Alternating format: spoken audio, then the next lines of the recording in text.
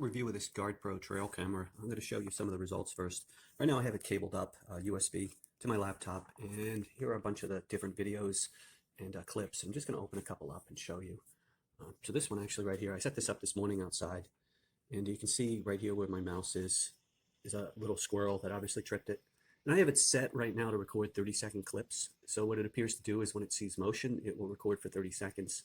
And it'll stop itself automatically, something along those lines, until the next time it's tripped and there's another video. So here's everything you receive. You receive the unit, instructions, and in the box you also have this strap so that I guess you can tether it to a tree through these, which I haven't done yet. They do have a mounting hole in the bottom here, but they don't have anything to utilize that. So what they give you is the strap. So you have the little USB cable. I was using a different one when I hooked it up to my laptop, and the instructions. And I want to point out in the instructions, there's some things that are worth reading.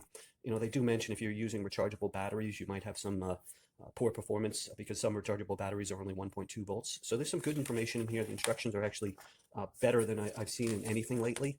These appear to have been written by somebody that actually speaks the language. So when you receive the unit, the first thing you have to do is you tear off some little plastic protectors, and inside here you open it up with that nice little latch. And this is plastic, but it feels pretty good, and the latch is pretty good quality. So in here you do have a screen. I haven't taken the little protection thing off of it yet, and you're going to have to open this up like so, and you're going to have to put in 8 batteries. And they do give recommendations on the batteries. I just used alkaline ones that I had available. And you have to put a memory card in here. So then you would slide it to turn it on.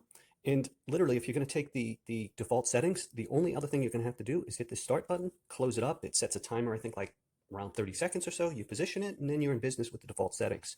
But I went through and very quickly just hit the menu. And then from here, when I put the memory card in, there was one thing that I had to do.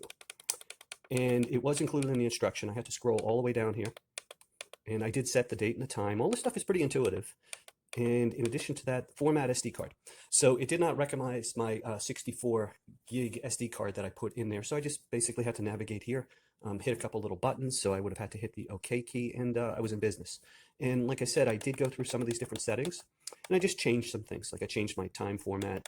I set my date and time, and I believe I set the sensitivity and side motion sensors, etc.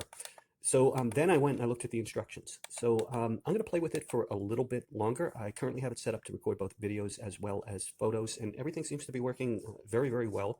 So now that I've played with it for a couple days, both inside and outside, I'm going to pay a little bit more attention to the settings. And but so far, it's you know, I'm quite impressed with it. This is the second one of these I've had. The first one was frankly a piece of junk that I never wound up using. That was a couple years ago though. This one, I really don't need the internal screen except for do these settings because I prefer to hook it up to the laptop. But it seems to be substantial. The quality of this hinge is very, very nice. I'm not overly fond of only having this option to lash it to a tree. I wish there was something else that I could somehow utilize that, but I'm sure I can come up with some other way to mount it because I intend to put this outside, have it pointed at my house. It claims it has a very long range, so I'll play with that with the sensors, and I'll update any more comments in my review. Initially, I'm quite impressed with it, and if I recall, the price was quite reasonable for it.